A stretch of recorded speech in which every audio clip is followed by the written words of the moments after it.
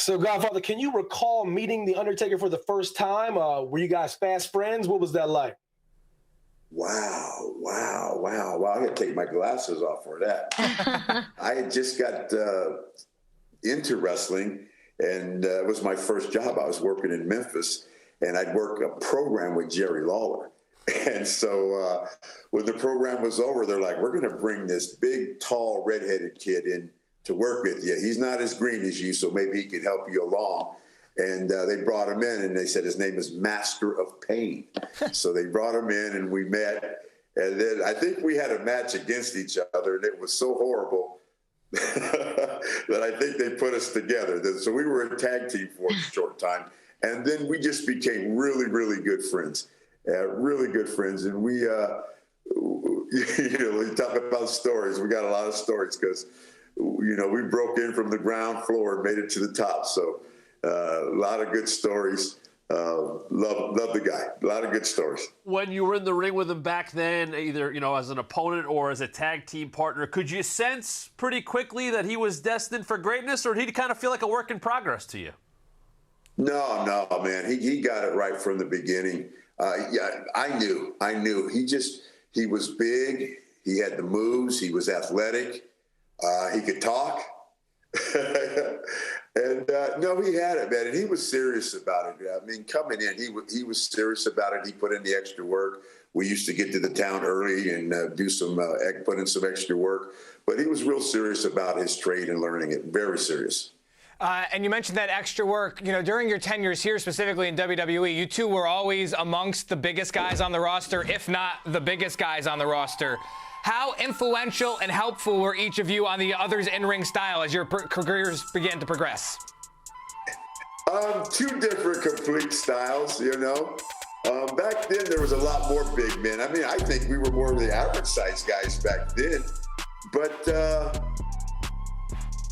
two different completely styles. Just completely different styles. It's hard to explain.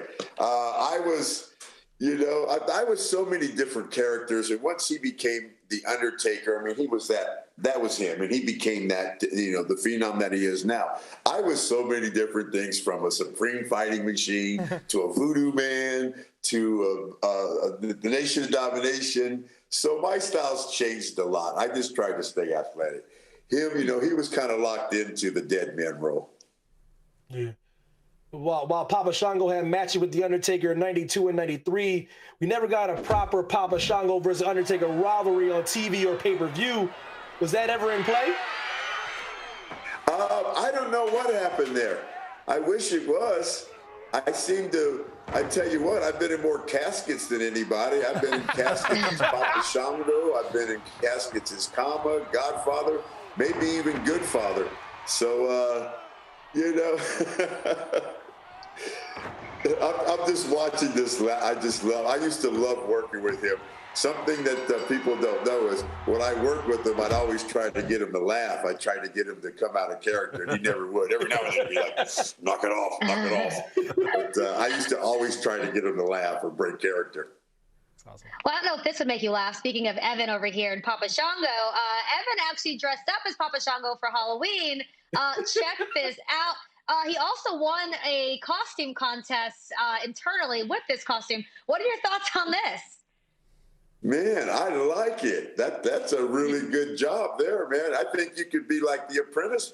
I like that look. I think we should bring back the son of Papa Shango. Shango Jr. Wow. That's a pretty cool look. High praise, baby. Wow. Man, I'm telling you, you got that look. You could be a young Papa Shango. Okay, watch out. Papa Shango. But that's pretty cool, man. I love seeing pictures of people dressing up like Papa Shango for Halloween, and it just went. So, it was great. I get so many pictures sent to me about Papa Shango. I love it. Let's talk a little bit about Kama, because you would do battle for much of 1995 with The Undertaker. You stole and you melted the urn, which culminated in a casket match at SummerSlam. First of all, I just want to get that out there. You melted the urn. You did the ultimate. You didn't take it off. You melted the urn. Where does that rank, that urn chain, where does it rank all time in terms of the gear? First of all, I wish I had the chain. That was my next question. I think the WWE has the chain, but it ranks up high. A lot of people ask me about that chain, but I'm like, who else? I mean, only I would take an urn and make it into a chain. But it ranks up high. It's epic. It's, it's right up there with the Warrior and everything else, where people say, man, you stole the Undertaker's urn and you made it a chain. Where's that chain? I'm going to find that chain. I know the WWE has it, and I want that chain back. You deserve it. Deserved. Yeah, you and Undertaker have the 4th casket match ever on pay-per-view. So that match was still pretty new to WWE. How did you approach that match? Did you consider it the biggest match of your career at that time? It was, anytime you worked with The Undertaker, it was the biggest match. We spent so much time together over the years that we could read each other's minds anyway. The casket matches, I had a lot of fun in the casket matches, but I've been in a lot of caskets, and I'm telling you, when I do pass, they're not putting me in no casket. Nope. Well, something else about you and Taker. You guys were both members of the much speculated about BSK. And we all know real life friendships, relationships find their way on the camera. But do you remember any ideas to get the BSK or some kind of combination of BSK together on camera? On camera? No. But, I talked to everybody. Of course, Yoko's not still with us. But I talk to Rikishi all the time. I talk to Taker a lot. Savio Vega, we hit each other up on Facebook and Instagram. The Godwins, I stay in touch with them. And so to this day, I'm still friends with everybody. And what people, they think BSK was this group that partied every night and went out. BSK we were a bunch of guys that hung out together. We played dominoes, and we had TV, man. You'd be at TV from 1 o'clock in the afternoon till it could be midnight, depending on if Taker was on last or something, if you were riding with him. And we would play dominoes all day. It was just a great time. And to come up in the ranks and come up like that with Undertaker, man, it was great. And he's such a great guy.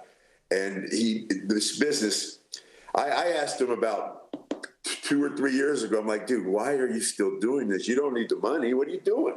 And he actually loves the business. Vince loves him. And he really has so much respect for the business that I think even when he does step away, he'll still be involved in the business somehow. Because from the very start, he always had respect for the business. He loved the business. And he came up the hard way. He came up like the guys today, they come up a different way. But he came up the old way, man, when we were driving the towns making $25 and driving 200 miles to make $25 just to work. So